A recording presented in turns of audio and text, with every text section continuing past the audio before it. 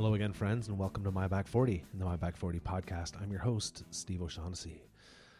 Well, I had a pretty interesting day yesterday, Sunday. I been in contact with Dan and Melanie Loseth, and we arranged a bit of a meet and greet and to have a conversation about Iohan Georgiev.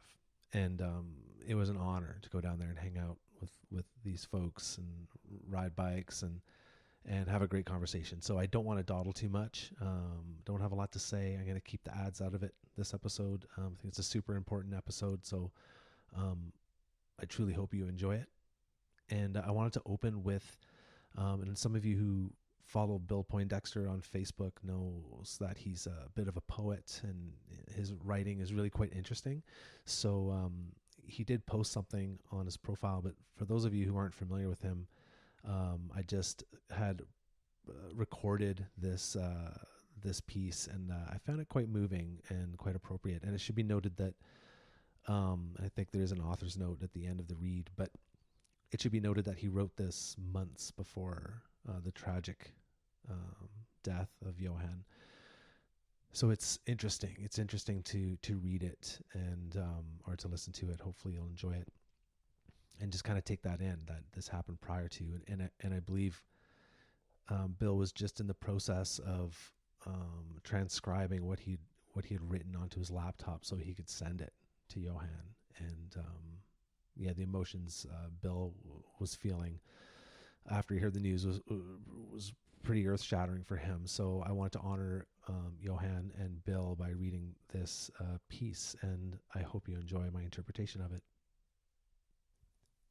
The Seedling by Bill Poindexter. A story inspired by Iohan, the bike wanderer, and a man with kind, dark eyes. Far away, long ago, there was a man who traveled the earth on his bicycle, and his name was Iohan. He was of average height, had dark hair and dark eyes that looked very kind. All he wanted to do was explore the earth and see what it was like from atop a bike. To earn a living, he took odd jobs.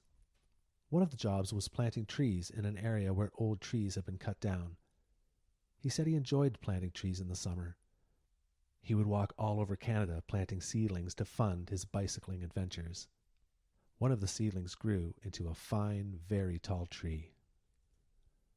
The young tree grew and grew, enjoying the fresh mountain air in which he lived, loving the mild summers, colorful autumns, fresh new springs, and even its harsh, cold winters when it mostly slept. Even relished playing with the wind, feeling the sun and drinking the life-giving rains. And it never felt alone, as there were many birds and insects and squirrels which made their home on the tree. The tree was very happy.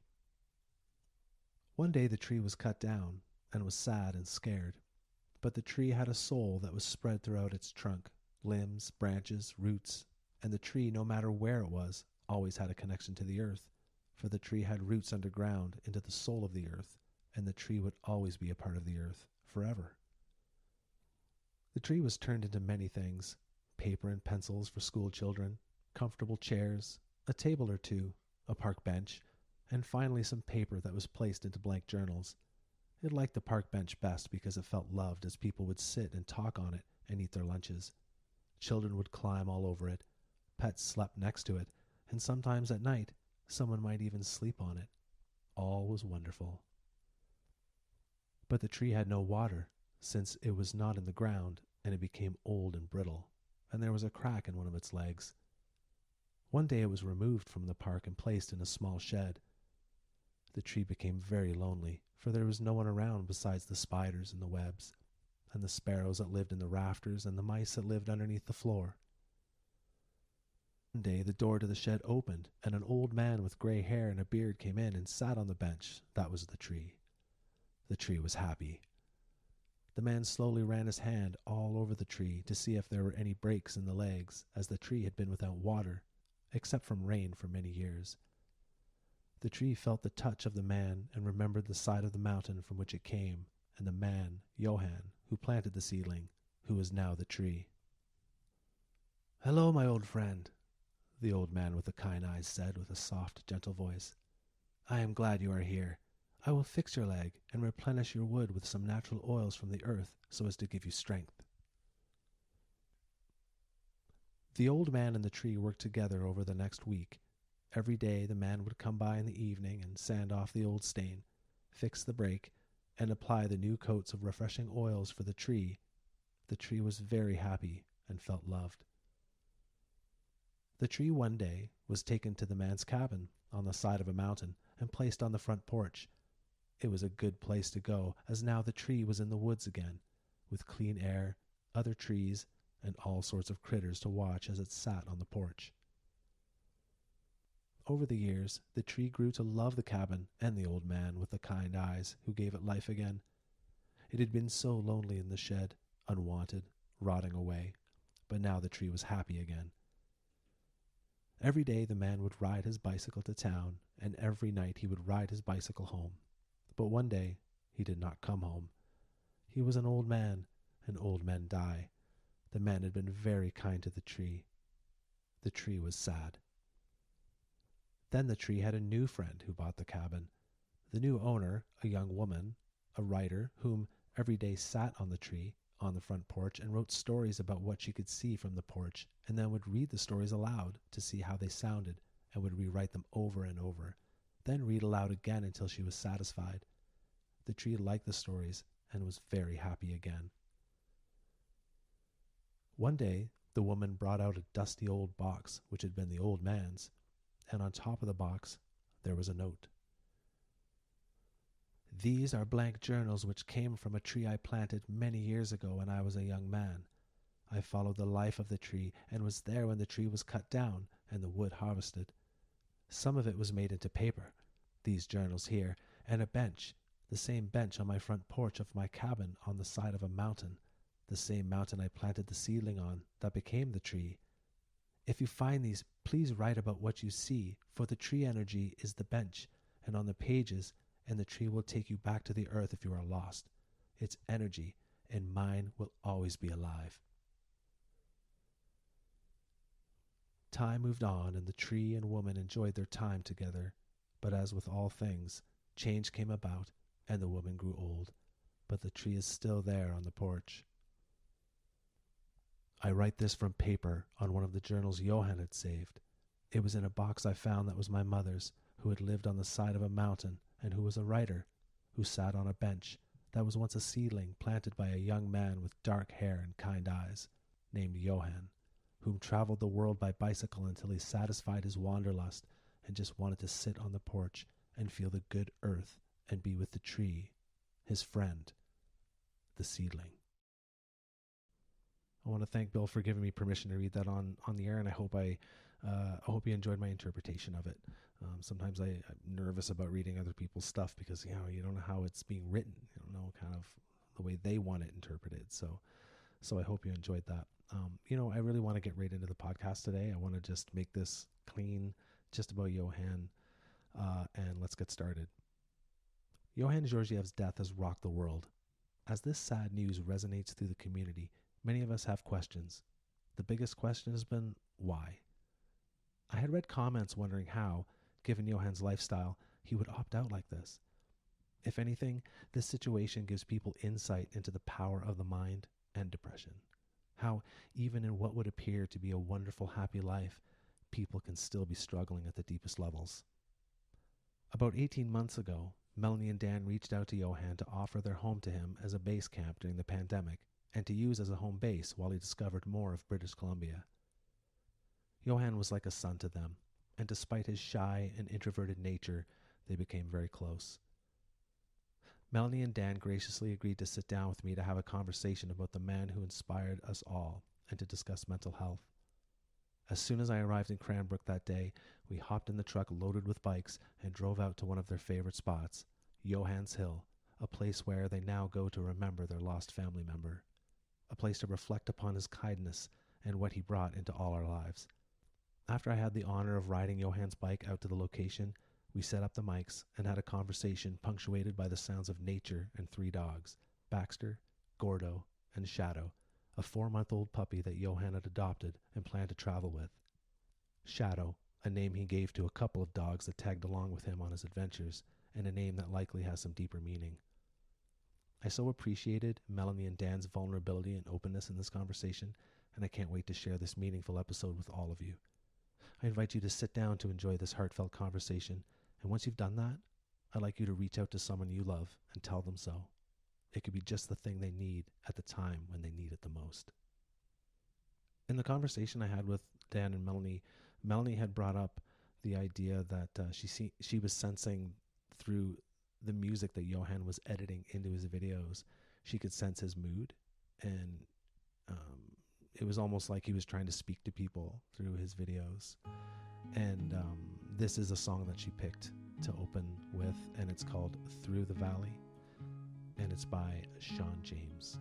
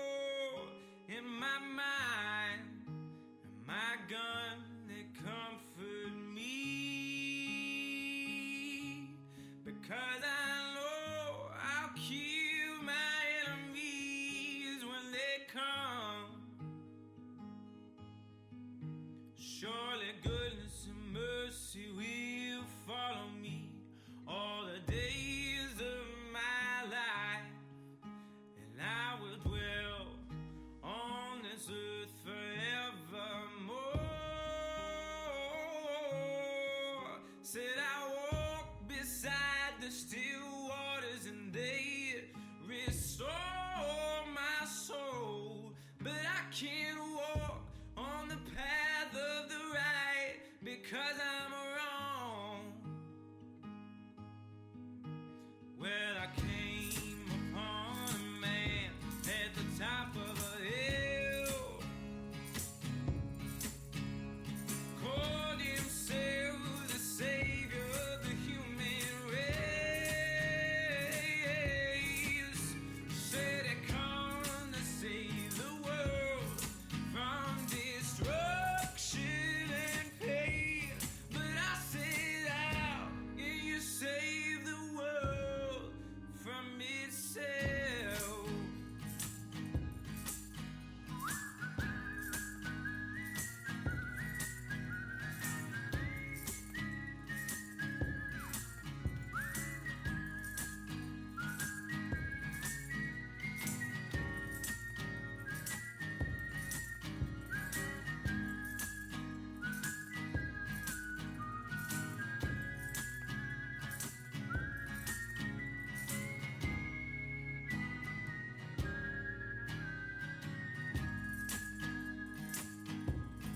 Cause I walk through the valley of the shadow of death, and I feel no evil because I'm blind. Oh, and I walk beside the still waters and they restore my soul. But I know when I die, my soul is damned. Come over here, bud. Come on.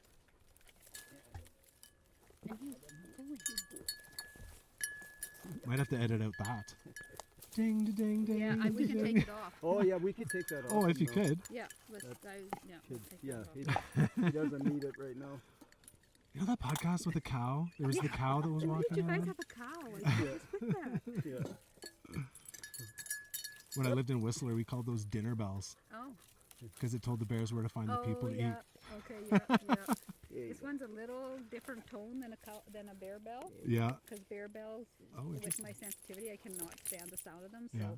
generally, when I hike, my hiking friend will discreetly tell people if they have bear bells that they're going to have to remove them, or else I might put them off a cliff. Because the sound is so irritating for me. Well, so we're recording now. Okay. Melanie's making coffee. And why don't you just start by introducing yourselves before we kind of get rolling? You go Hi, first, Dan. I'm Dan Lossass, and my wife Melanie. Melanie kind of brought us out to her favorite spot, one of her dozen favorite spots. And Melanie? Yeah, I'm Melanie, and my coffee is falling into the ground, so I'm a little distracted. I picked this spot because before I ever met Iohan, I would come out for a ride, and I always stop and give the dogs a break and often have coffee. Doesn't matter if it's 35 degrees or not. And I was thinking about Iohan that day and about how he likes to get to a view. So I thought, oh, I should watch for a view spot. But all the view spots weren't good coffee spots. And then I looked up and saw this hill, and I thought, oh, I can go up there. It's nothing. And I pushed my bike up this hill that felt like I was climbing Fisher with my bike. But I got the view spot, so it kind of became my Iohan hill. And I often stop here and have coffee and wonder where Iohan is in the world. But now I'll just come here and remember him. And we're looking, what's our view right now? Oh, we're looking at the steeples, which are part of the southern Canadian Rockies. Just a well-known landmark in this area. If you say the steeples, people from this area know exactly what you're talking about, and they're my favorite view. And when they get snow-capped, they're stunning. Do you guys come up here in the winter as well? I Yeah, rode in the spring. pretty much every month, right? Yeah, but this trail doesn't get groomed, and I'm not strong enough to push through and make my own tracks yet. Last year was my first year, but the snow lingers. Melanie's been known to come out here with the chainsaw after a big wind and do some grooming Clean things every up. month of the year. That's what we do with our favorite places. Well, exactly. Yeah, Try that's to- right. Try to leave them better than we found it. That's Yeah, right. exactly. Figure I ride this trail enough, I can do some grooming. Dan's not being quite giving me all the credit. He comes with me.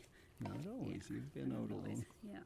Well, I don't know how you'd manage the family here with just one person's. We've got Baxter, correct? Baxter, yeah, who eats The dirt old- when I the stop old for guy. yeah, the old guy, the old jerk I call him sometimes, who likes to eat dirt when we're having a snack. Looks like he's finding some. Maybe he's a truffle hound or something. He's Maybe. like for truffles. Getting some kind of minerals out of the soil there. And then we have Gordo, Gordo the Hey, hound. Gordo.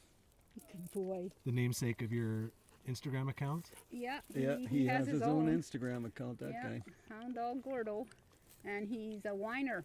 And Iohan always used to say to him, "Why so squeaky, Gordo? Why so squeaky? Why are you squeaking?" Because you are a squeaker. And he's named after a dog we saw in Peru on the Inca Trail. There was a real chubby little black dog, and its name was Gordo, and I found out later Gordo in Spanish is chubby. But Gordo here is hardly chubby. Not chubby, svelte and fast But And I fast. just and crazy because chases everything, and he's got a series of antennas coming out of his collar, so that they can keep track of this dude via GPS, which I think is pretty brilliant, in actually. an ideal world, we should be able to see him up to 10 kilometers away, but in these hills and forest, it's like a kilometer and a half. Right, We lose him. wait, we still have him, so you We haven't lost still him have yet. him. Yeah, we have. Yeah, no, we have lost him on our indication, but he's always Yeah. come back. Yeah. I've worked pretty hard to make him love me, so he wants to come back to me. And then we have Shadow. So tell us about Shadow. You tell Dan. No, Shadow is a little border collie pup that Iohan had just got. 8 weeks old. He's about 4 months old now, but he had just had him for not even a month when he passed away. But he was going to start traveling with Shadow. Shadow the third. And Shadow the third namesake was because He had he had adopted a couple dogs in South America, and they both, I don't know if their names were actually Shadow or he just liked the name Shadow, but he had a big black dog in Argentina that followed him for, I think, a couple months, and it was Shadow. And then he had another dog that just joined in later. He called it Shadow. So when he got the little pup and decided he was going to start traveling with a pup, he named him Shadow, the third. And if anybody who has watched his videos, they'll be familiar with the shadow that went on up the mountain in the snow with him. That's the Shadow I think that most people think of when they think of Iohan. I think, I'm guessing, of course. Yeah, he was a big black dog. Did Iohan tell any stories about that dog? Because I remember being really worried. It's like, oh my God, that dog's going to disappear. A lot of people were worried that, Iohan was pretty sensitive to negative comments. Oh, watch out! Oh, watch out. And he did get some negative comments from people thought he shouldn't take that dog into such extreme elements, and people left a few negative comments on why are you taking that dog into that? And one thing if you want to kill yourself, but yeah, don't take a dog into it. But I don't think he took the dog. no, the dog wanted to be with him. Exactly. Yeah. What do you have to say, Right.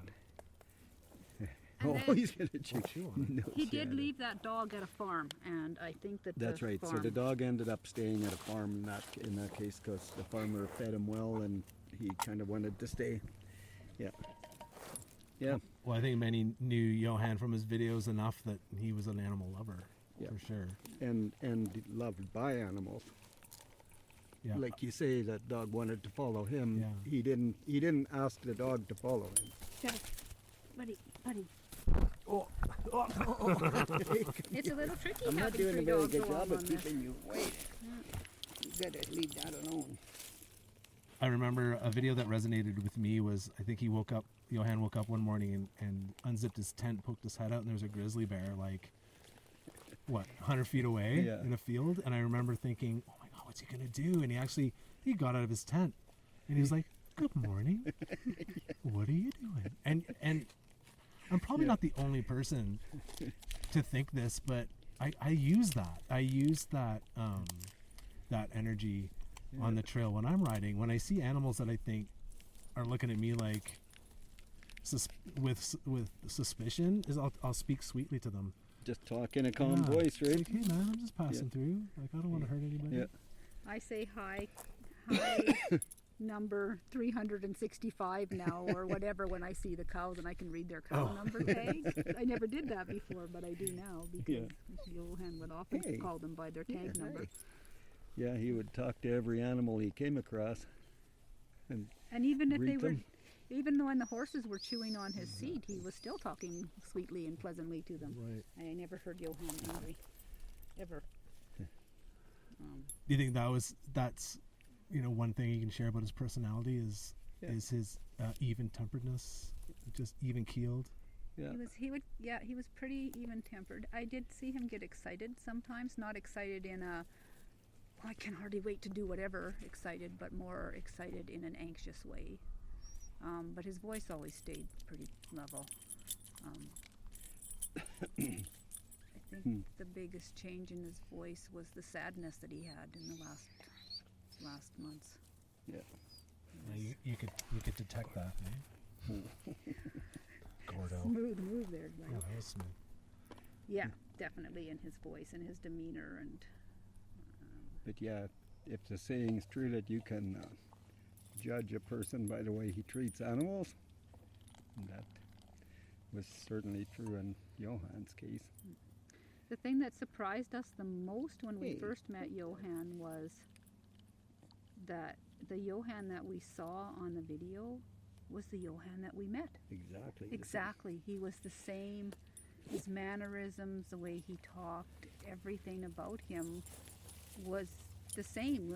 Whether he was sitting around the table with us eating a meal, or we were watching something on TV together, or whatever.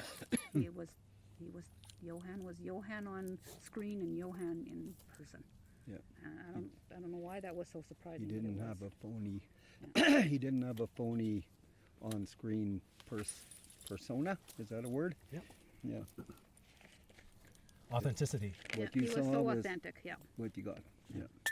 Yeah. I think a lot of And- people saw that as well, and Yeah. just as authentic, especially with the people he'd meet. He'd meet people who you'd think might be hostile to him, but he would still treat them with kindness and respect Yep.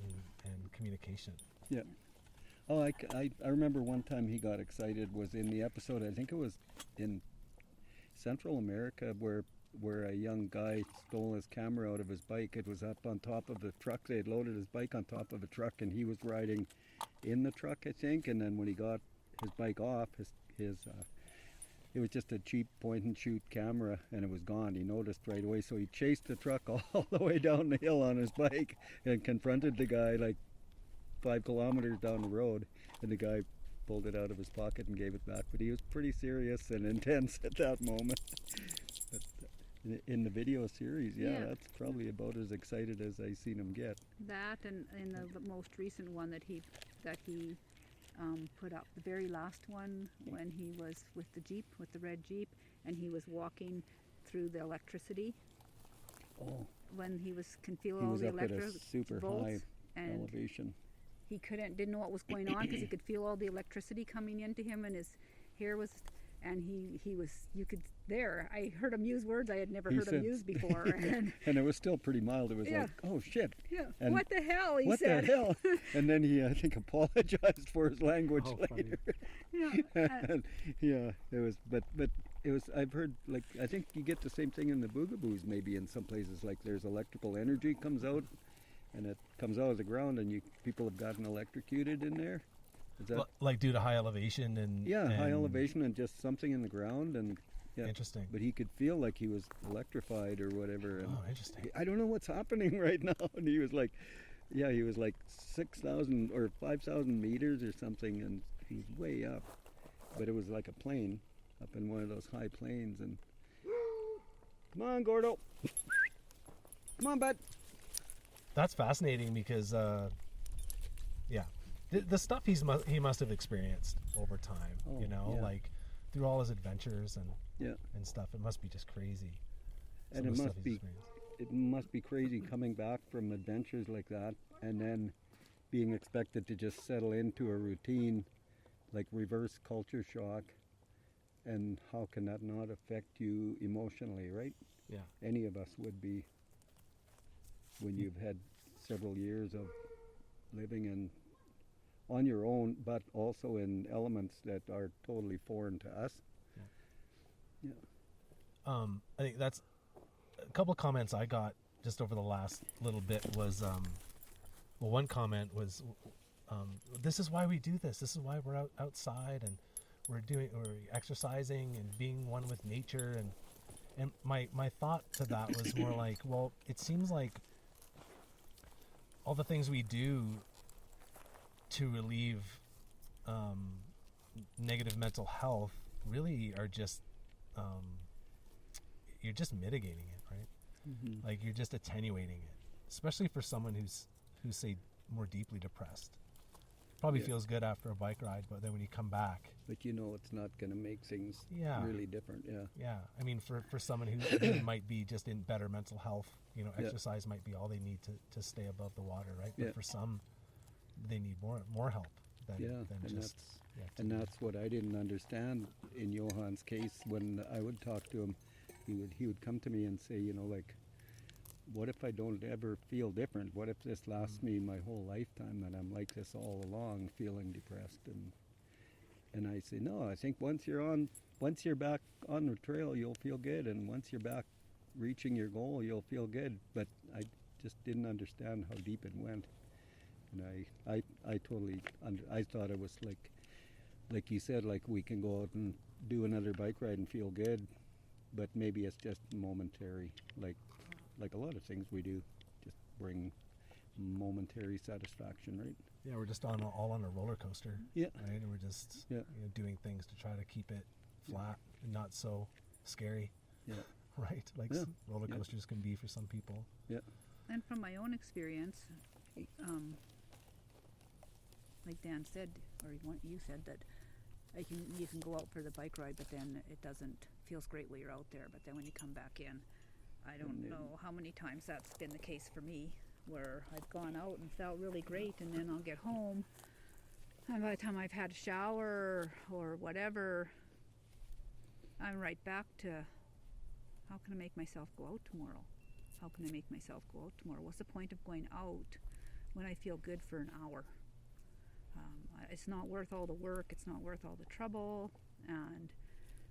And Dan really pointed out just now how debilitating depression is for a person, in that he lived with me. What was that? Sorry, I heard a vibration. I'm like, where's that coming from? Sorry. He lived Go ahead. with Don't worry me about with depression, and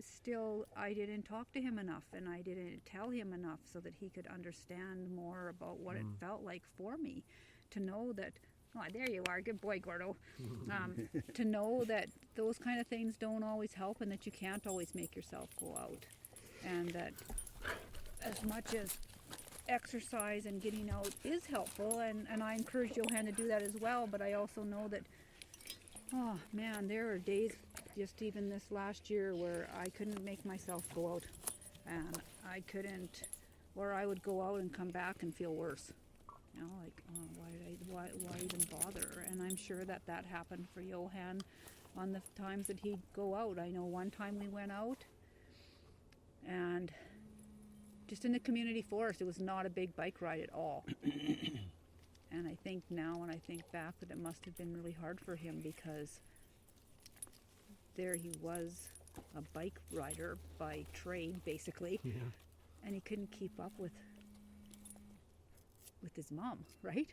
You know, like, he couldn't keep up with me because he didn't have the physical energy, and he was tired, and we turned around because he wanted to turn around because he was tired. That was probably really hard for him, you know, and it was a long time before he got on his bike again after that, and I didn't think about it at the time, but when I think about it now, I feel like that would have been hard for him. It would have just fed into his depression. Yeah.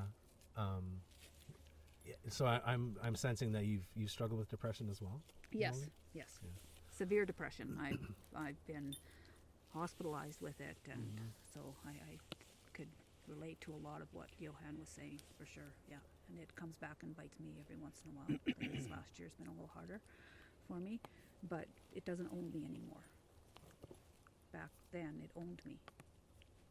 I want to talk more about that. I want to talk more about the tools that you've learned and the tools that you use to mitigate that, because I'm sure there's lots of people out there listening who experience it at different levels all the time, and we're always looking for ways that we can kind of mitigate. Oh, this is okay. No, it's okay.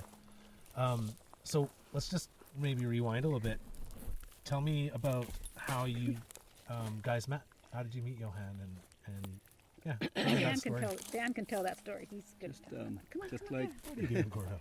just like 100,000 other people, There goes your phone. watching all the videos and following them on Instagram, we felt like we knew him, and we actually did. But when COVID put an end to his travel temporarily, he was forced to come back to Canada, and I just happened to get a hold of him, and via an Instagram message, and like always, he would respond within 20 minutes to my messages. And I just invited him to come do some riding in the East Kootenays, and I said, if you're when weather gets a little nicer and you can leave Calgary, he was staying in a Airbnb in Calgary. I said, when you come through, you can spend a night, have a shower, and then be on your way. And he came and spent the night, and spent another month and a half before he finally went and did a loop of British Columbia. But Well, I feel in like that month and a half, he was longer. what's that? It was longer, to a so. couple months. But he was still fairly upbeat, and he would never blame anything. Like, I know that the world's situation right now, I think was a pretty big contributing factor. But he was depressed and had sleep issues before COVID came around, so it wasn't entirely that. But he would never, I blamed it more than he did. I never once heard him blame anything or anyone for his problems. He certainly didn't blame COVID, but he was very concerned about passing COVID on to someone, so he didn't want to continue his travels. So he would take enough food for like up to 20 days, I believe, at a time. And then he had a plan between Melanie and him that she would send the care package ahead to a post office, just general delivery. So he took off on his bike and rode west to the coast mountains, and 20 days later there'd be a parcel waiting for him. So the only contact he had was at a post office where he picked up his parcel. And then he'd repack his bike and be gone again, and rode north. And at one point he took a ferry up to Prince Rupert, and then I believe from Prince Rupert he rode down to Prince George, where he spent a couple months. And he was struggling. Normally when he spent time like that, he would have been putting out new episodes, but he was struggling and couldn't. He compared it to writer's block, like a writer's block, vlogger's writer's block, and he couldn't concentrate. And I don't know, probably everybody noticed in the last year and a half, most of his videos were just short updates with no narrating. And he told me that he couldn't stand listening to himself. So. Which is heartbreaking, because that's the comment that we read most often is his voice, right? People loved his voice. It was soothing, and that was one of the first things that I think attracted me to his videos too, was his voice was so soothing, and he was like a mystic, you know? You could just listen to him talking, and so when we met him, we right smack in pandemic, right? I already spilled Dan's too, so There was only a little bit in there. I'm sorry. I'm just trying to get the mic out of the wind. I'm sorry for the interruption. there we were mid-pandemic, and the streets of Calgary were like empty. Yeah. And we we drove in to Calgary in the middle of that, not telling anybody, to pick him up and we didn't have any contact with anybody, but we picked Iohan up, and I kept saying to Dan, I hope we can convince him to not ride his bike through Calgary, because I really want to ride my bike with him, but I don't want to ride through Calgary. It made me nervous to think about riding through the city. And we got there, and Iohan was like, no, I really want to ride through the city. You can do it. Come with me. You can do it. He'd always say that. And so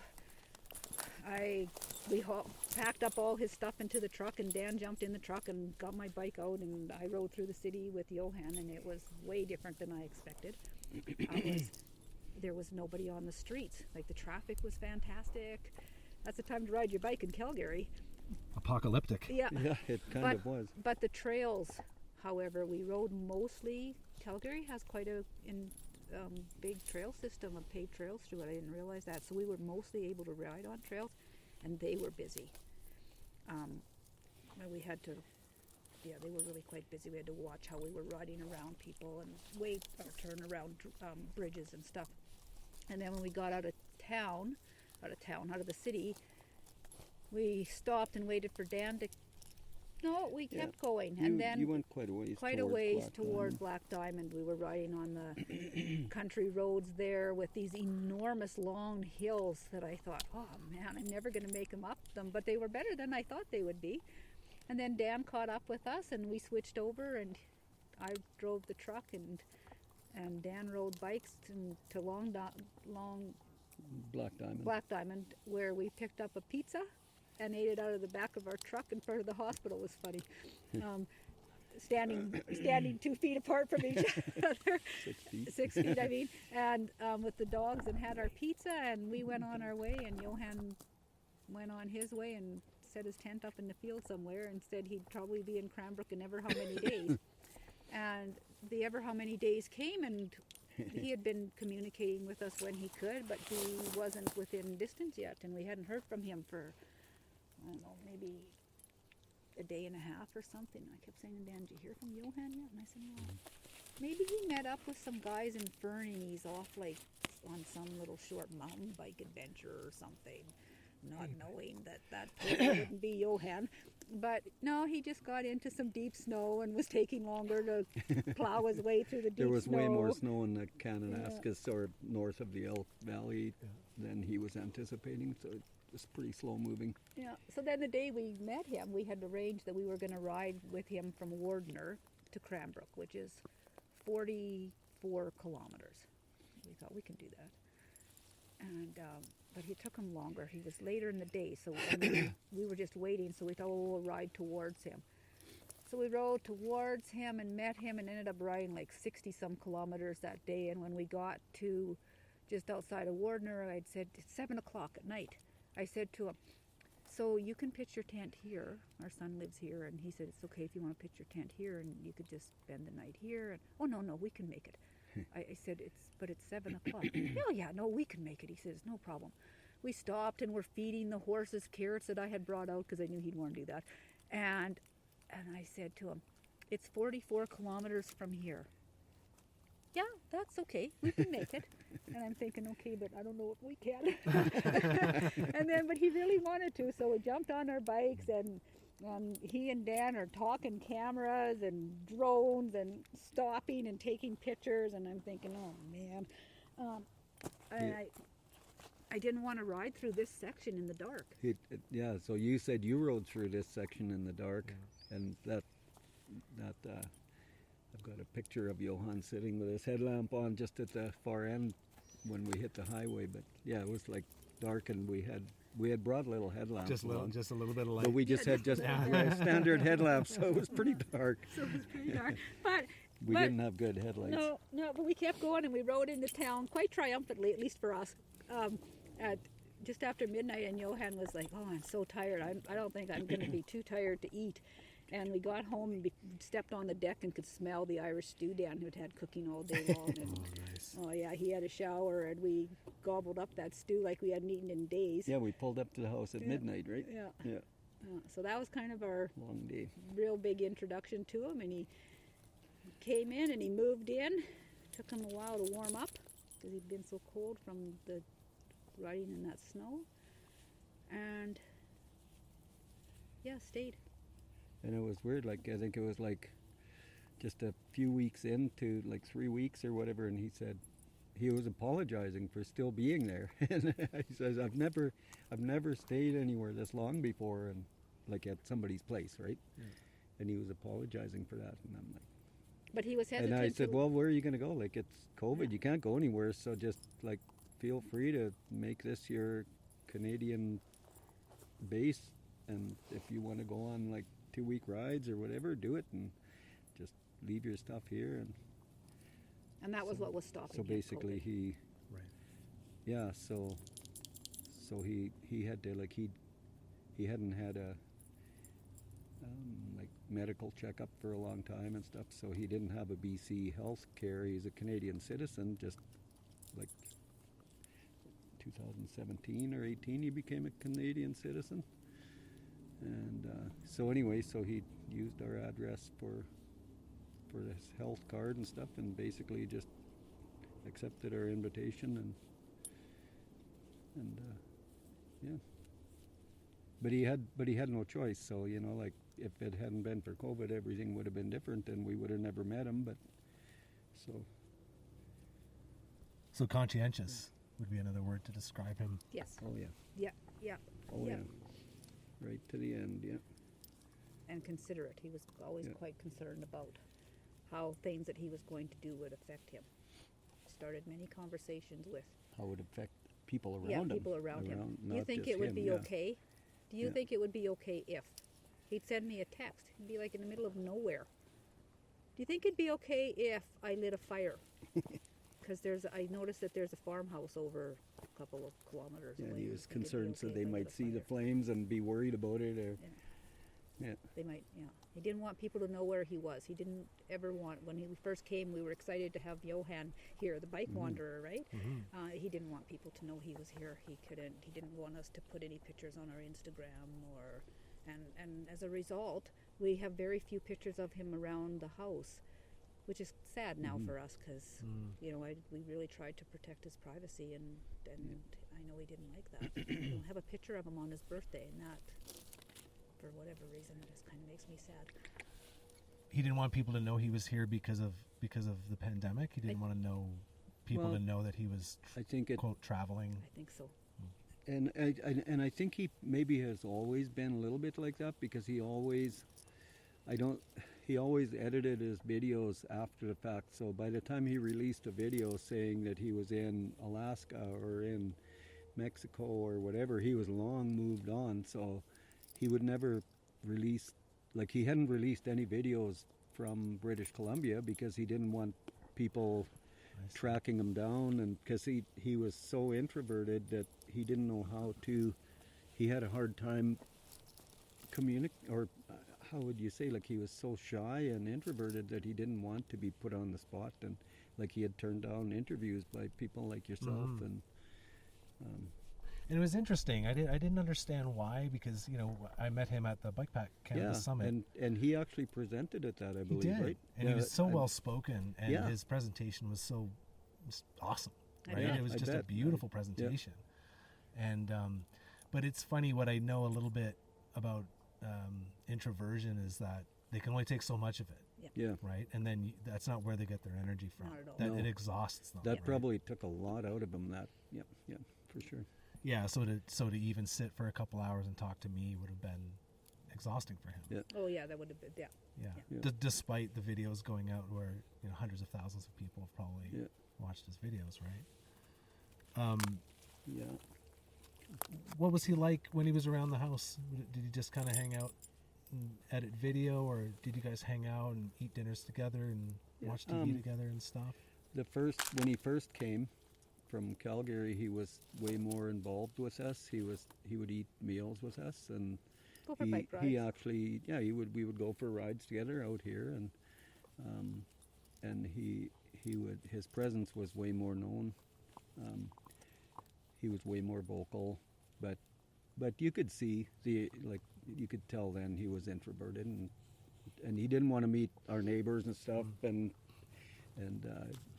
he didn't, like we had suggested that he go hook up with some of the local cyclists that have similar interests, and because we know there's a group of guys, probably a couple that like Nathan Siemens and some of those guys probably, and we'd suggest that he hook up with those guys, and oh no, I couldn't do that, and like he just out of his comfort zone, right? And but then he cooked the traditional Bulgarian meal for us, made us a fancy Bulgarian salad one time, and Made cabbage rolls and once. made cabbage rolls once. Yeah, like we had him cooking meals, and he was and he never cooked. He said he never cooked other than warming up noodles on where he was out in the woods, right? He would make noodles, and that's what he lived on. But no, he was making. He'd find a recipe online and make us meals, and it was always good. But then when he went on that trip around British Columbia, when he came back, then he was a lot. His mood had really changed, and I think things were dragging on too much, and he was way more sleep deprived maybe. And he basically just hung out in his room in the basement, and he'd come up. He wouldn't hardly ever eat meals with us. He would come up and just grab some food, leftovers, and I don't know if he felt like he was like cramping our style, but like sometimes we'd make like a full meal, and he wouldn't even have that. He'd just have whatever was left over from the day before, and like he didn't feel like he was worthy, or yeah. He it was and I sad. spent quite a bit of time playing video games together. Oh yeah. Yeah. I play Halo. I'm a huge Halo fan. Oh, nice. Yeah, I love Halo. I don't understand video games, so I can't relate to either one of them on that. So he'd come upstairs and I'd be playing Halo, and he'd like, oh, think I could play Halo with you sometime? And I'm like, yeah, if you want. So we'd play a little bit, and then he'd be like, do you want to play a different game? And I'm like, I don't know, I only play Halo. And he's, no, I think you'll like this one, Mel. I think you'll like this one. So he introduced me to a game I can't remember the name of. Totally different style. It's a RPG, and I'm not into that kind of game at all. But we played hours and hours of this game together, and he was so patient because I was pathetic at it. Oh my goodness, he'd say, "Run, run," and I'd go, I'm trying. And he'd say, maybe if you used a different controller. And I'd say, well, I don't know. I can't ever seem to make this person run. And then he'd be like, okay, shoot now. Or we'd go into a battle, and he'd be like, okay, he'd stop the game. He'd be, okay, before we go into the battle, I'm going to do this, and you're going to do that. And we'd go in, and he'd defeat the guy, and I'd be basically the bait. And yeah, we spent hours playing video games together, which was also a kind of a sore point for him, because he always felt like he was spending too much time playing video games. But I understood the emotional stress reliever that video games are, because I know that the more anxiety and the more depressed I am, the more I play the video game. It's like a way of withdrawing, Mm-hmm. really, It right? totally is. Yeah. Yeah. You get right into the game, and all the things in your head aren't loud anymore, because the game is. Yeah. So I could relate to that, and I said to him that, tried to get him to not beat himself up over that so much, and then when he wanted to try to stop playing the game so much, I just gave him some ideas of how to, don't beat yourself up so much if you're playing it. Take a break and be happy that you took a break, and that you weren't playing it solidly for 4 hours without taking a break. Take a break and come upstairs and go sit on the deck or something and do what you need to do to get through this.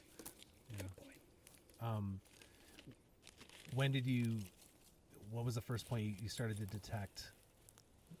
Was that the point you started to detect something was kind of wrong when he started withdrawing to his room? And Yeah, and he was really, he was spending way more time in his room. And at first I thought, well, he's probably just really tired. In January, this was probably just really tired. He just came off of through the winter, and I Cycling thought that from was so Prince hard. George to here in Yeah. January. And then the big letdown, he had no plan. Whereas when he came here from Calgary, he had the plan to continue to explore into BC. So he had that to look forward Well, to and to move and he toward. thought, at that point he thought, by the time I'm done my lap around BC, I'll be able to return. So he probably could see his future. But when he finished that in January, and there was like even stricter regulations as far as COVID, and still couldn't go back to South America, then probably, So yes, he was more withdrawn. like I say, he was already, like, it wasn't the cause of his depression, obviously, but it didn't help that he couldn't carry on. when we had talked on the phone initially, when we were kind of setting up this meet and greet here, I'd kind of mentioned that it's like putting a wild animal in a cage. Yep. Like Yeah, absolutely. taking a dude that's so accustomed to, and it's probably driven by his introversion, wanting to be isolated, Yeah. Yeah. right? That Mhm. he probably felt more like himself in isolation, maybe, Maybe. I think so. Yep. I think so. Yep. than he did in civilization. So, yeah, it must have just exacerbated it. And I think a lot of people have been struggling with that think through, so. Oh, Yeah. through for the sure. pandemic. Yep. Right? And his Yep. identity too was Iohan the Bike Wanderer. We talked about that one day, but I didn't connect that was his identity, because he was editing, and I went downstairs to see how he was doing, and he was just shared how he was struggling so much with the editing, and he said, "I'm not that guy." He pointed to the screen, and he said, "I'm not that Iohan. I'm not that Iohan anymore." Yeah, interesting. And I thought, oh. And I said, "No, you aren't right now." I said, but that's okay. I said, "You can take this time to rest and restore and heal, and you'll come through this and be the Iohan you want to be." And but it was hard for him to see that, right? Yep. And Couldn't picture it. no, He didn't know how to be. He didn't know how to be Yeah, outside of 'Cause himself, I Yeah. guess. Yeah, really. like I think, That sounds and weird. he just, like he talked to you more about that than me, but he didn't really have a plan B. Like so he was talking about things that he could maybe do, like continue his schooling or find a job or whatever, but he didn't have any idea what that might be, right? And oddly, the flip side of, with, maybe flip side's not the right word, but with depression, because I can remember thinking this too, you think it's never going to end. And you don't know what life will look like when it ends, but you're also terrified of that. You're terrified of what life will be outside of depression, because this is what you know now. This has become your life, and you know, and in a way it's safe, because you don't know who you're going to be when you come out of this depression. And that's scary too. I can remember being afraid of being well, which sounds crazy in itself. No, I don't think that sounds crazy. I think, yeah, I mean, I probably haven't struggled with depression as deeply as you, but I definitely resonate with what you're saying, where you can't see the light at the end of the tunnel, really. No, not, And you're like, is this who I am? Is this what it's going to be like? yeah. This is my life. I remember going to the movie. Lots of people won't remember because, you know, I'm older. As Good as It Gets. I was right there in the middle of my Jack depression. Nicholson. Yeah, and Dan and another couple, you know, trying to get me out of the house. Oh, let's go to a movie.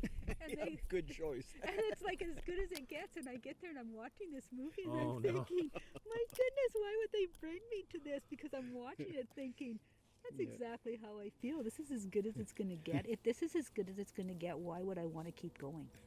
And I think that the fear of having to live in this state becomes so great that you can't, it just brings you down even more.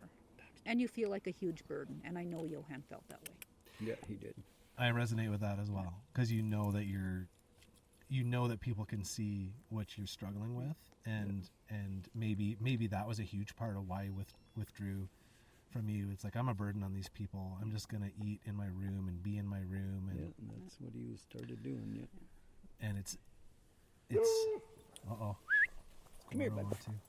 What did you And smell? yeah, it's kind of unfortunate, you know, that and despite the relationship he had with you guys, which seemed to be pretty open, I think so. he still struggled with More with- so between Melody and Iohan than me and him, but yeah. yeah. Well, as a man, I can Yeah. resonate with that as Yeah. well. I think I have an easier time talking to women Yeah. about Yeah, deeper. that's not I think unusual, it's just I don't think. Yeah. yeah, I think it's more of compassion. I think Yeah. women just Yep, have more compassion than absolutely.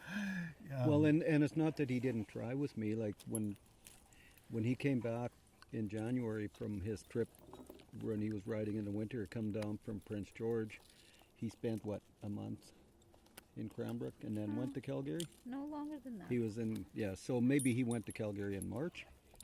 And then he spent some time in Calgary, which wasn't good. All he did was, like, we thought he was editing the whole time, but he was just playing video games. And he said he got into drinking, which was kind of unusual, I thought, for him. Watch it. But so he was just wasting his time there. And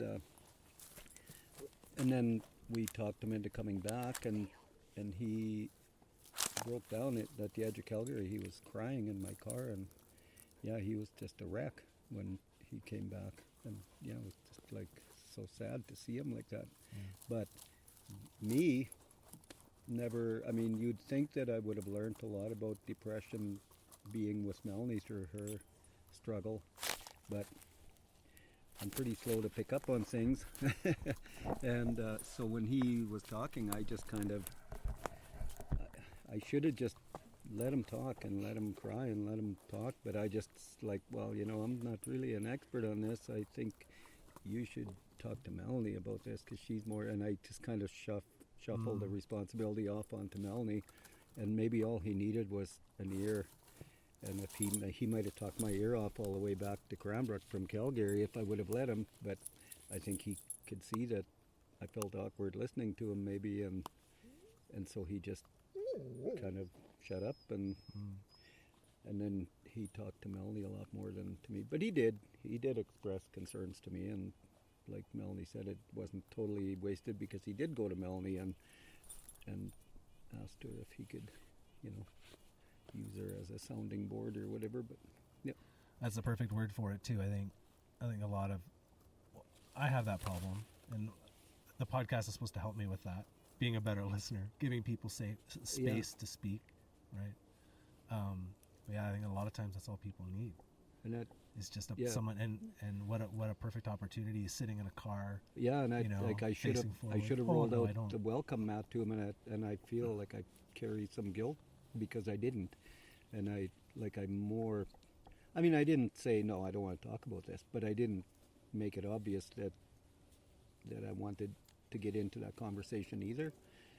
It's hard though. But it's hard when I coming from work, being up there, generally, I travel alone when I instead of carpooling, because after being up there for a week, I like that 4 hours alone in my car. It's just quiet time. So quite often it's hard for me to be social and to be talkative when I'm on my way home. I just got used to that being my own time, right? So maybe I was being partially greedy with my time, and I don't know why, but yeah, I still feel bad because I should have kept them talking instead of basically referring them to Melanie. Well, you knew he needed help, and you wanted to help him. Even though I'm not a professional and I knew I couldn't really help him, but I still could. Anyone can listen, right? Whether you understand what the guy's saying or not, you can still listen, and maybe I would have learned something, and might have been better for me than it was for him if I would have listened, right? But depression is a difficult thing. It's different for everybody, and some people need to have that space to be able to talk, and some people you need to just pull it out of them. And I think that each some people will just crawl into themselves if you try to pull something out of them. Exactly. And some people will, you open the door and it's like a floodgate. And depression's not something you can just help in one conversation or two conversations, and the conversations become frustrating on both ends because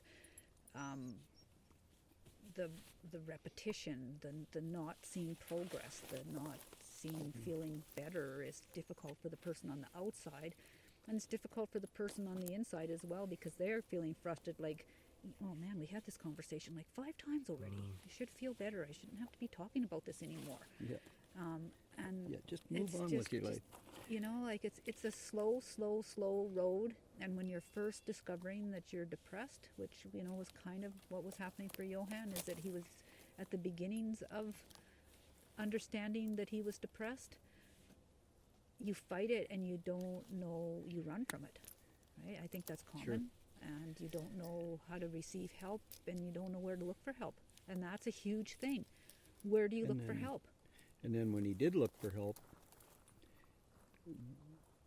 he didn't, like when he went to the hospital, they didn't, they kind of probably misinterpreted who he was. He probably showed up all tired looking and on a bicycle, and they probably figured he was some street guy that was looking for some pills, right?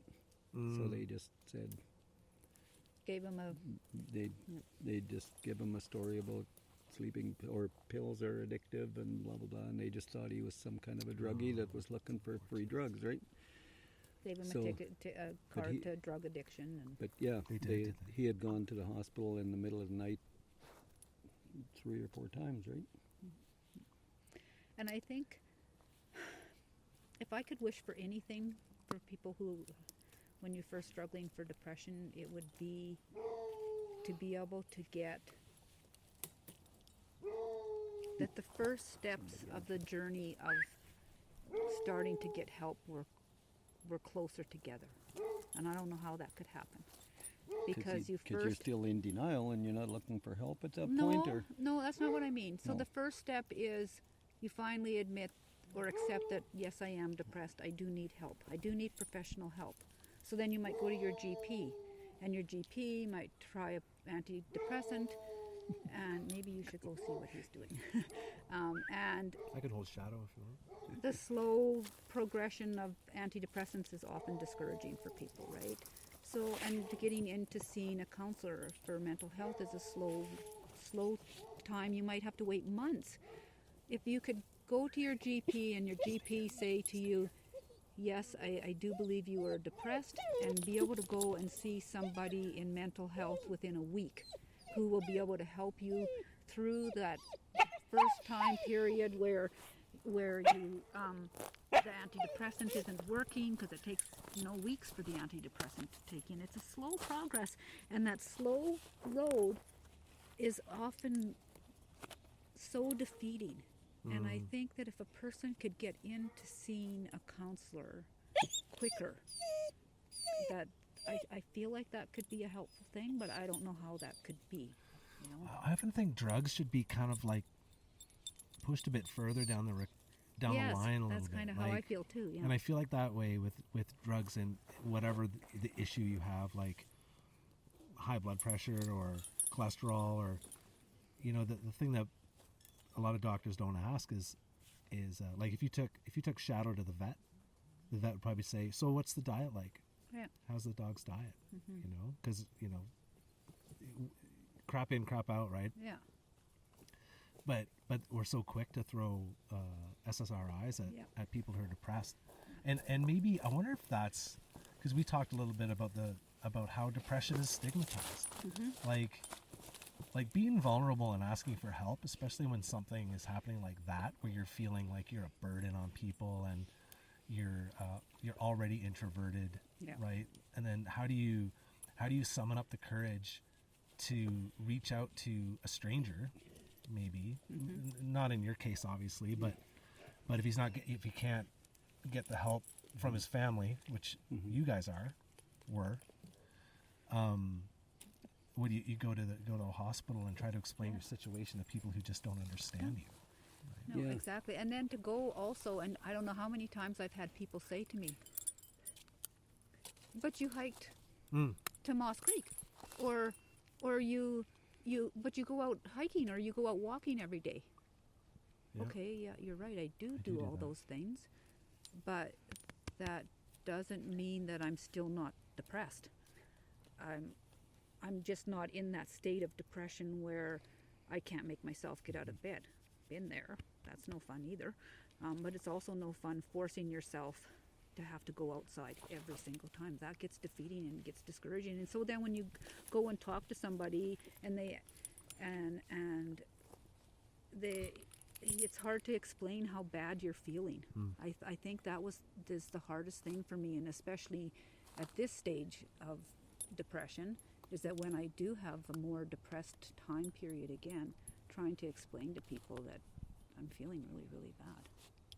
Like I'm feeling really, really, really bad. And it's pain.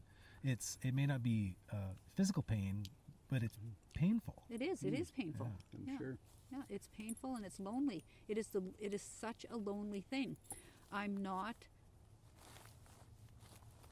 as introverted as Iohan, but talking and being with people saps the energy out of me. I don't get energy out of being with people, so that's a part of a definition of being introverted, right? But I'm not so deeply introverted that I can't talk to people. I wonder where I was going with that. But so I like to spend time alone. I go out for my bike rides mostly by myself and hiking by myself when I can, because I choose to. I would rather go and have that time alone. But on the flip side of that, it's also very, very lonely.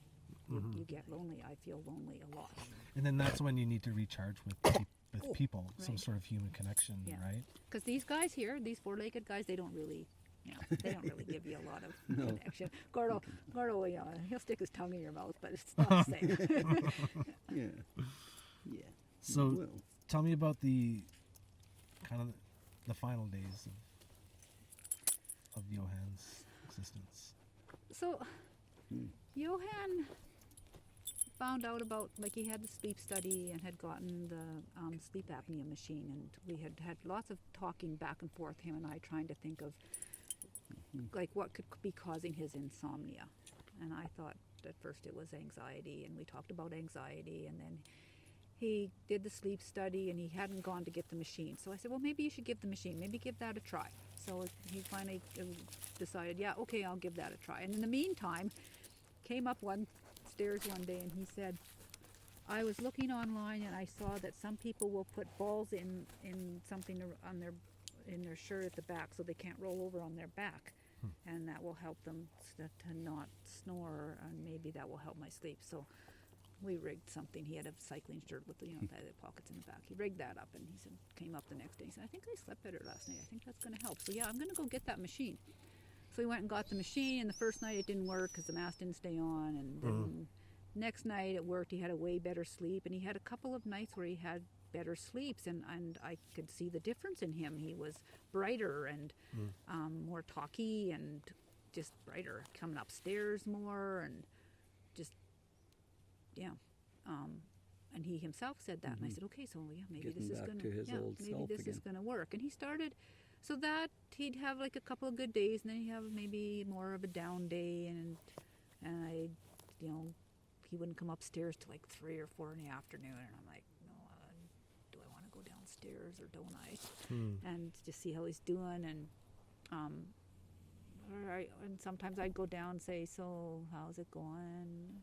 I didn't sleep very well last night. It's not a very good day. But then he started planning things. He started looking into seeing if he could go to Chile and what that would all involve. And he had thought, yep, I'm going to go to Chile. But then they still had restrictions, and that kind of freaked him out. So he put that plan on. And then we started talking more about what kind of work he could do. And then he got the idea about getting a dog. He kind of became obsessed with getting a dog. He was looking online for dogs and talking about the different kinds of breeds, and he knew he either wanted a collie or talked about a husky, but every time he'd say, well, maybe I could get a husky, but no, that would be too hard, that would be too much work, those would not be a good dog to have.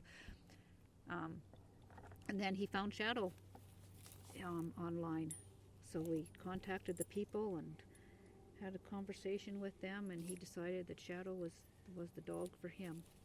He asked first about having Shadow, like would it be okay with us for him to have the dog in the house, and be a few months having him. And at first I wasn't sure if that was going to be the right move or not, but then the more we talked about it, I thought, yeah, I think it would be good. And we talked about how it would change his traveling and that, and he was on board with that. He was like a little kid when we were waiting for Shadow. He was just like a little kid. He was so excited. He was so excited that when Dan picked him up, he picked Shadow up on his way home from work, that he couldn't wait for Dan to get home. He got on his bike and rode in the dark to meet Dan. He strapped my bike carrier, like the bike rack, to the back of his bike and rode to the past where we turned off here. He rode his bike out to meet me so he could meet Shadow. And then we put the rack on the car and hauled the bike back. And yeah, he was so excited about getting Shadow. He didn't want to wait the extra 20 minutes, so he rode an hour to... And he seemed like he was doing better. He was doing way better. And before that, I went on a 5-day hike and left him at home with the dogs, and I wasn't concerned about him at all that time. And then after he got Shadow, we had planned to go to Saskatchewan to see our son and his family, and I had talked to him a number of times. Are you sure are you going to be okay if we leave you with the dogs? And maybe you would like to come with us. And he actually thought about it for more than 10 seconds. He thought about it for maybe a minute, and then said no, because I gave him some suggestions on what he could do rather than staying with us, because I knew that would be hard for him. And even I think the day before we left, we were out, him and I. We had gone to get some groceries and stuff, and we went to get fast food on our way home from grocery shopping, which was what we did. Iohan loved A&W, but we tried. Boy. Yeah. Loved his teen burger. But we went to Edo, Japan, because they were brand new in Cranbrook, and we wanted to give it a try. And we were standing outside waiting for our food, and I just said to him, so, is it gonna? How are you feeling about us going? And he said, good. No, I'm okay. He said, and I said, and what about?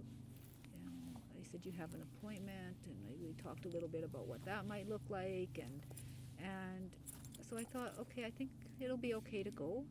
I wasn't so much worried that he was going to get so depressed that he was going to do something. I was just more concerned that he was going to get overwhelmed. Yeah, I and didn't. get I wasn't too worried much about that anxiety. when we left at No. all.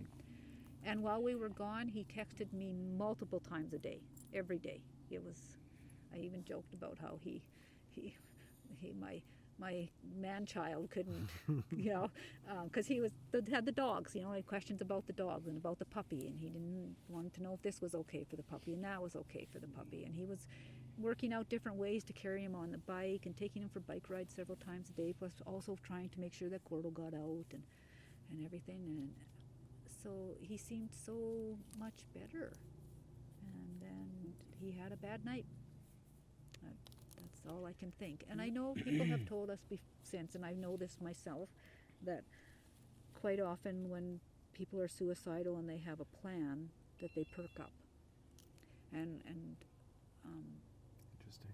that because they've got that plan, so they feel better.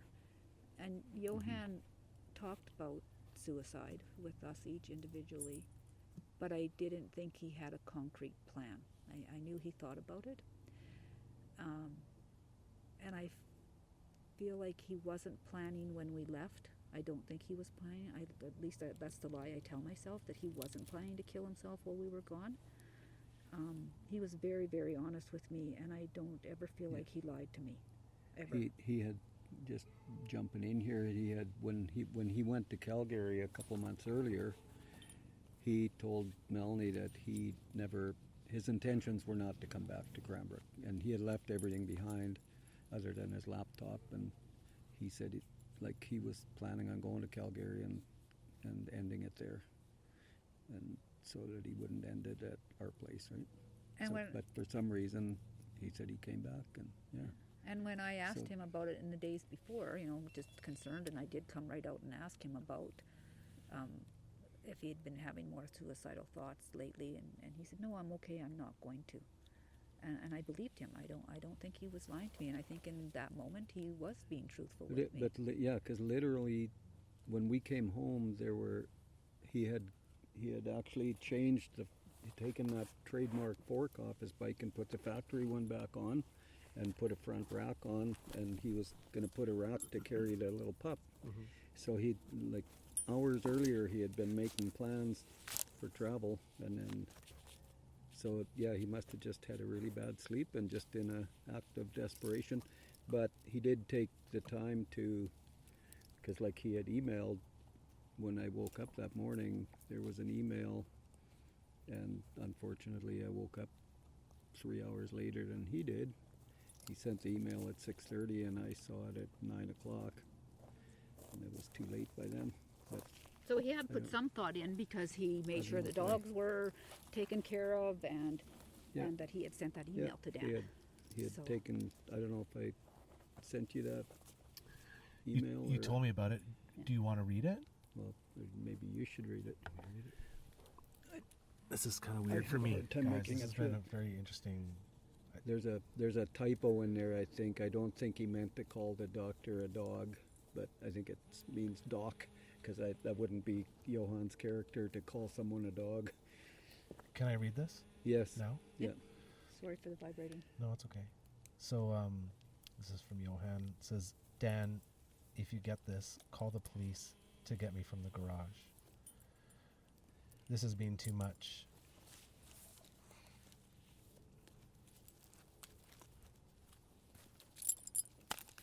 Maybe I could have read it just as good as you. Okay. Yeah.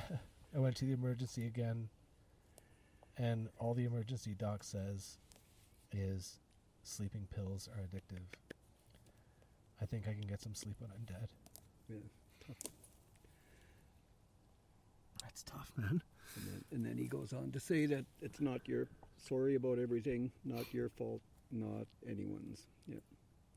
Dogs have food and water. Puppy is in Gordo's crate. Yeah, I have a hard time making it through it still, and I've read it 100 times.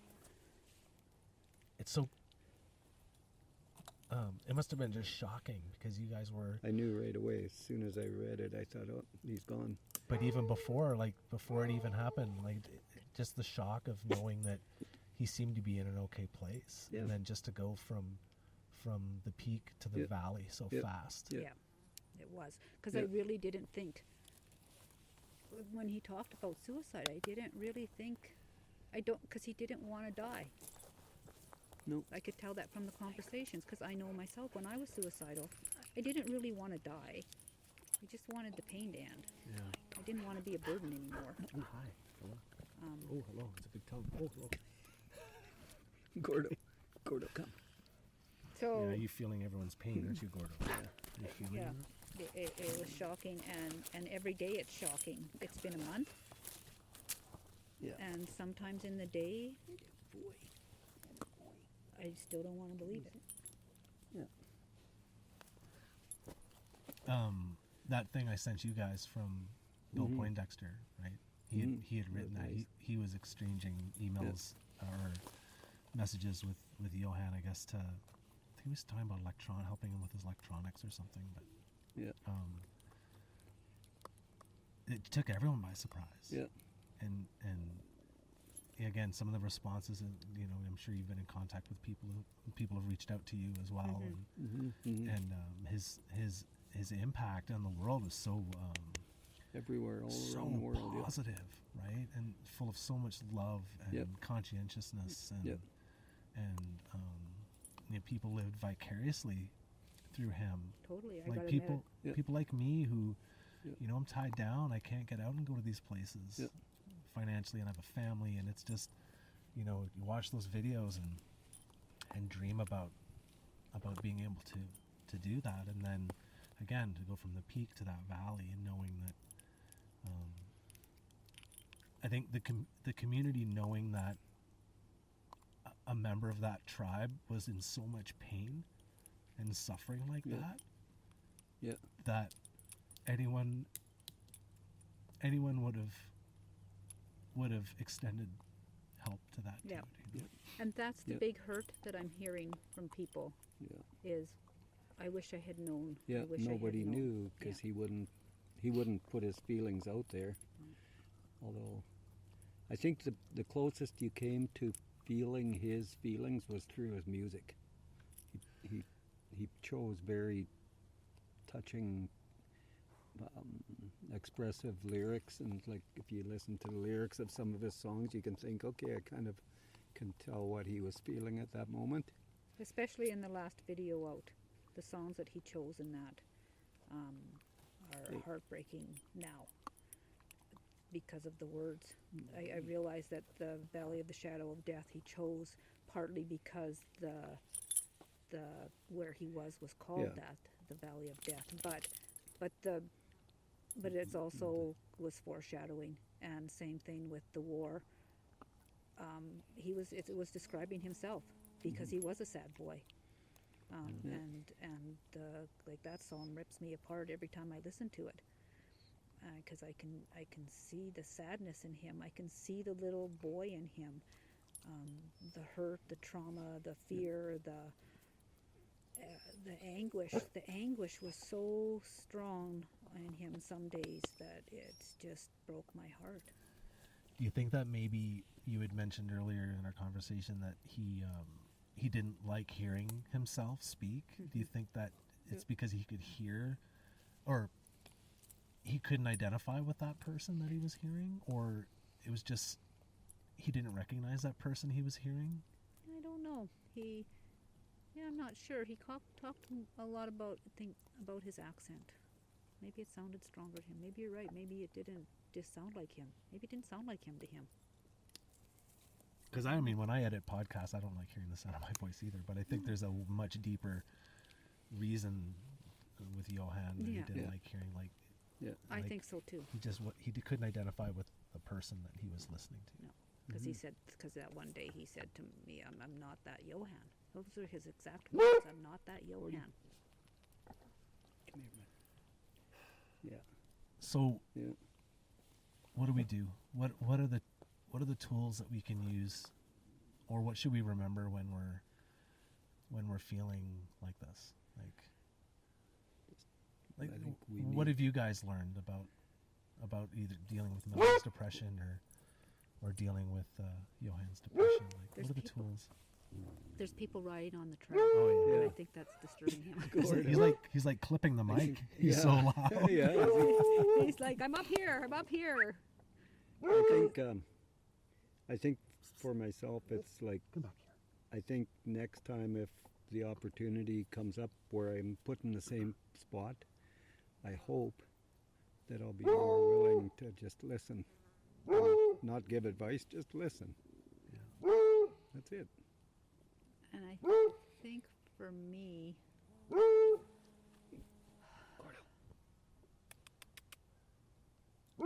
help. I've kind of lost the question. What are some of the tools we can use when it's hard when the dog's Yeah, he's Howl. striking me. like what are some of the tools that we can use, like whether it's in ourselves when we can detect the slippery slope that we've stepped onto, or Yep. whether you experience that in someone else. Like, what are some of the tools we can use to either help them, or I think what you said, Dan, is it's profound, but it's not. It's so hard for Yeah. people to listen sometimes and not Yeah. say. We get too busy, right? Yeah, like I've heard it. My wife says it to me a lot. It's like, oh, day by day, one day at a time. Yeah. And I hear that all the time. But Yeah. but when every consecutive day feels like the last, sometimes it's like, oh yeah, well, they're all the same. So what other tools do you think like we can use to help people or help ourselves? I think that I would encourage somebody who is feeling depressed to believe the people around them when they tell them that they love them, to actually believe that, and to believe them when they tell you that you're not a burden and that you have value. And then on the flip side of that, I would encourage people to tell people that they have value. Everybody wants to be wanted and needed and to know that they have value in the world. It doesn't matter whether you're 6, 15, 36 or 86. You want to still know you have value. You want to know that you matter to at least one person, if not more. We're pretty egotistical, right? We want to know that we matter to people, and I hear that so much in that people feel like they have no worth or that they have no value, and it's hard to believe when you're in that dark Yeah. spot that you matter, and you do. It's just to reach out to that one person, and whether or not that one person is somebody that lives with you or is your friend or someone you've never actually met, because now we're connected through technology. People were connected to Iohan that never met him. Yeah. People are weeping and grieving and they never met him, and they're surprised, I think, in their grief, because they're surprised at how sad and hurt they are by his death, because they never met him. But So they have all that feel, they all feel like they they knew all him. felt like they did. So if you have that connection with that person you play the video game with, or that is someone you follow on Instagram or whatever, reach out to them, whoever. Because I've had several people say, well, I never met Iohan, but we talked once in a while. I wished he would have told me. At least we could have shared stories and we could have talked about how we felt, or maybe I would have been able to, he could have talked to me in the middle of the night. There's always someone else who's awake at 2 a.m. Mhm. You know? Especially in this era, Yeah. right? Yeah. People, looking at your stuff from all over the globe. Yeah. But again, he didn't want to burden anyone with No. that, People would way rather you told them than they didn't. The fear of rejection is pretty great. I think too, when you see someone on the street or you see a friend, it's like, hey, how's it going? Oh, good, man. How's it going with you? How It's like, often are we honest? yeah, when if you ask someone how's it going, ask it like, how are you doing? Yeah. How Yeah. are you doing today? Yeah. You know, like, especially if you detect, I try to make a point of that if I detect something in somebody. Yeah. Yeah. It's like, you know, take them aside, like, how are you doing? Melanie will quite often say, "How's your day going?" Not, yeah, and then Because I puts can't. you more in the moment. Right? Yeah, and I can't stand it when people ask me how I am. How are you? I really can't answer that Do you question. really want to know? I can't answer that question because Yeah. yeah, it's hard to say most often. I can't just say, "Oh, I'm fine," because probably I'm not. People. Yeah. There's this podcast called Buddhist Boot Camp that I've been kind of diving into a little bit. What is it? Buddhist Boot Camp, and the guy's name is Timber Hawkeye, Okay. and he did this. He did this short. They're short, like 10 minutes. People listening, go listen to it. There's some profound wisdom in there. And one of the things he was saying is, it's, you know, one of his friends came up and said, "Hey Timber, how are you feeling today?" "Oh, good." Yeah. Good's not a feeling. Yeah. How are you Yeah. feeling? Right. Oh, Like, good. Like, Yeah. are you feeling Yeah. happy? Are you feeling Great. grateful? Are you feeling, Yeah, you know, yeah. here's like 100 words that it could be, but Right. good isn't But one good of them. Isn't, yeah. That's you good. know. Isn't a feeling. Right? And those are some of the like little nuggets of wisdom he puts out there. Right. Yeah. It's like, so if someone asks you, or if you ask somebody, no, really, how are you feeling? Like, are Mhm. you sick? Are you tired? Are you? Yeah. You might be surprised at the answers you get. Yeah, and I think people, and I've said it before a few times, it's like vulnerability. It's hard to be vulnerable with people. Sure. Like to shed tears with people that, you know, we don't really know each other that well, but the emotion's high, right? But Yeah. but we're being vulnerable, and it adds to Mhm. it makes for a valuable conversation, Right. When Yeah. people can kind of, again, I'm not Mr. Universe woo woo guy, but when we're all vibrating on the same frequency, it's Yeah. like there's better communication. Sure. And Yeah. asking how can I help, I would say that 99% of the time, if someone asks me that, I'll say, I don't know. I have no idea because I don't know. But the fact that that person asked me Means a lot. means tons. Yeah. Yeah. Because then, because I feel like they actually care, even though I don't know how they can help. It helps knowing that they care enough to ask to how they can help. And it's in this day and age of technology, like we talked about, right? Like even a human like Iohan can resonate out across the globe and affect people in such a profound way. It's like we're all connected in that way. Yeah. We just have to pay attention Yeah. and help each other. Yeah. And you know, we're all struggling. Everyone has a struggle. Yeah. You know, and I just think we just need to just try to be more kind That's the and key, recognize when we're not. Yep.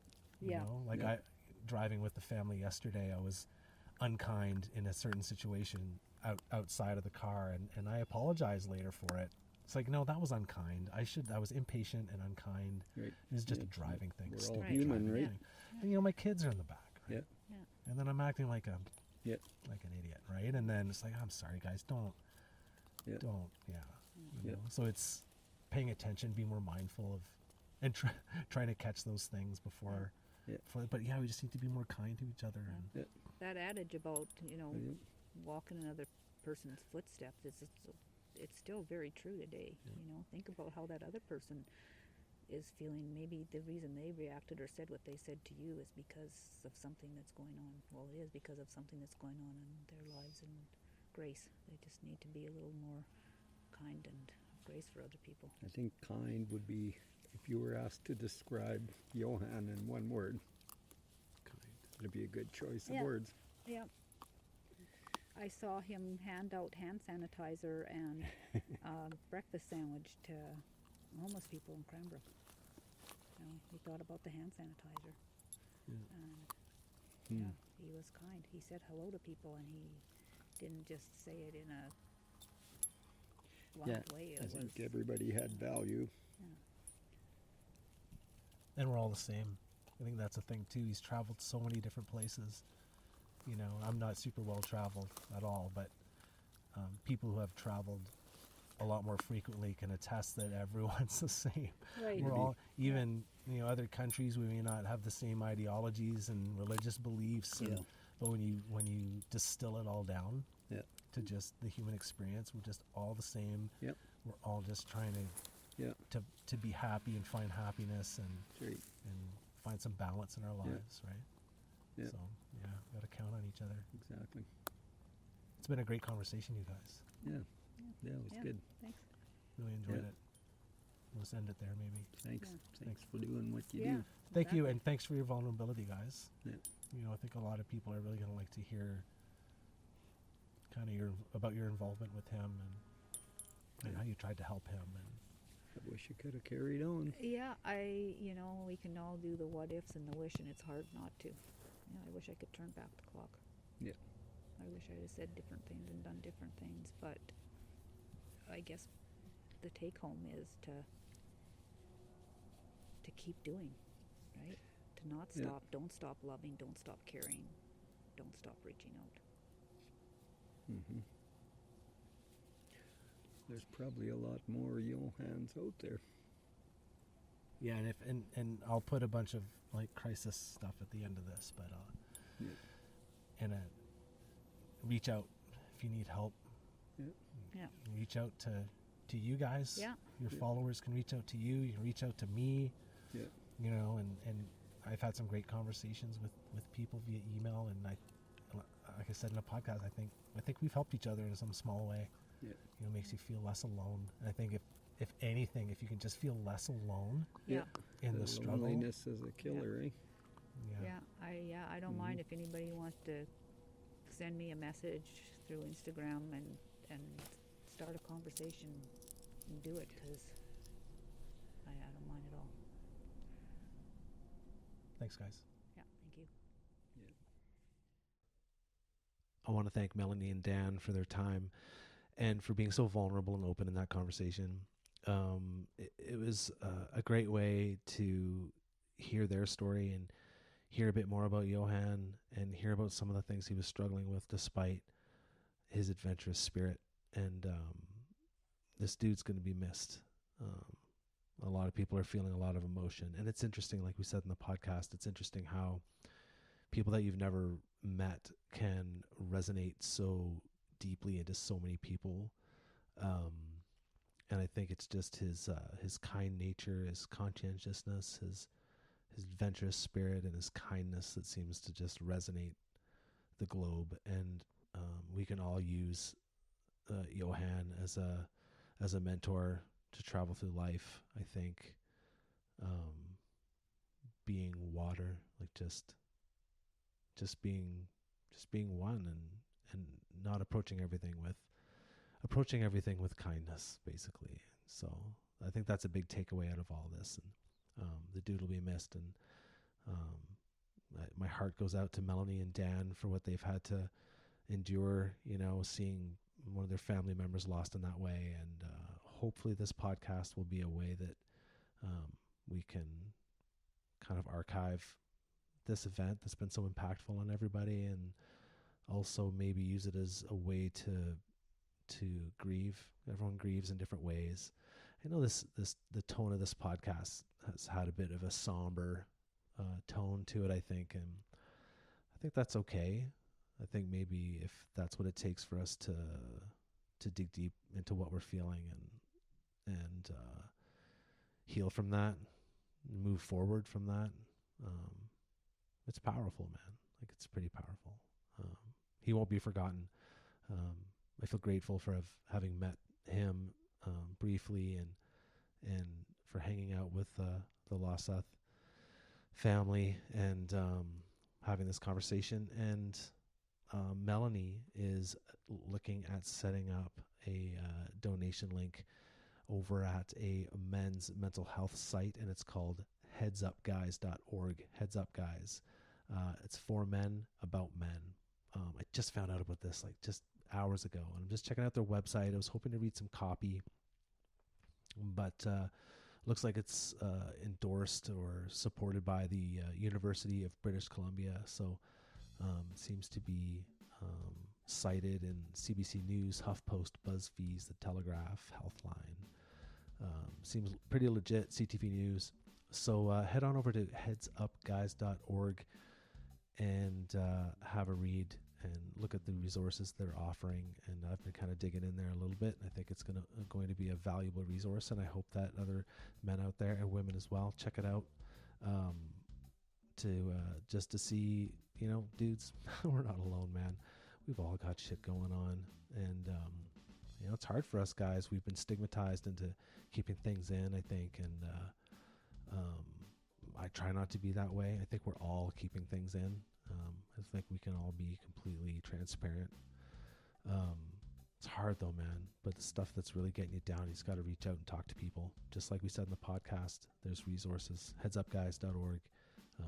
I've said a number of times, reach out to me. You can reach out to anyone in the community that you've resonated with. Just ask for help. Sometimes it's easy to ask help from people who maybe aren't so deep in your circle of life. You know what I mean? Reaching outside the circle, reaching outside into a different box, and asking someone from a completely different fucking country for help if you have friends in other places. But I think the important part is just to reach out for help. Hope you enjoyed this podcast. I just want to say I love all you guys and girls. Thanks for your support. And make sure you subscribe, share, rate, and review. Give me a 5-star rating. And I can't wait to see you guys next week. Keep the rubber side down.